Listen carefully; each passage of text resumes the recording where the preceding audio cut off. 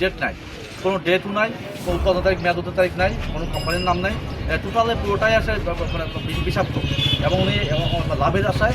এসব খাবার খেলে শিশুরা বিভিন্ন জটিল রোগে আক্রান্ত হতে পারে, এমনকি কিডনি বিকল হওয়ার মতো ভয়াবহ স্বাস্থ্য ঝুঁকিও রয়েছে বলে জানিয়েছেন সংশ্লিষ্ট কর্মকর্তারা। কি করে তারা?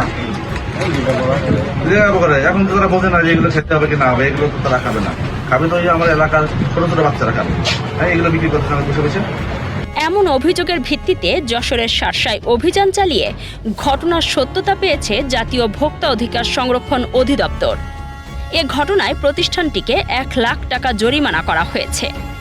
অভিযান পরিচালনা করেন জাতীয় ভোক্তা অধিকার সংরক্ষণ অধিদপ্তর যশোর কার্যালয়ের সহকারী পরিচালক সেলিমুজ্জামান। জাতীয় ভোক্তা অধিকার সংরক্ষণ অধিদপ্তর জানায়, শার্শা এলাকায় বিসমিল্লাহ স্টোর নামের একটি প্রতিষ্ঠানে দীর্ঘদিন ধরে ঠিকানাবিহীন ফ্যাক্টরিতে তৈরি শিশু খাদ্য বাজারজাত করা হচ্ছিল। অভিযানে বিপুল পরিমাণ অনিরাপদ শিশু খাদ্য জব্দ করা হয়। ভোক্তা অধিকার সংরক্ষণ আইন 2009-এর 37 ধারায় প্রতিষ্ঠানটির মালিক বিল্লাল হোসেনকে 50,000 টাকা এবং 45 ধারায় আরও 50,000 টাকা, মোট 1 লাখ টাকা জরিমানা করা হয়।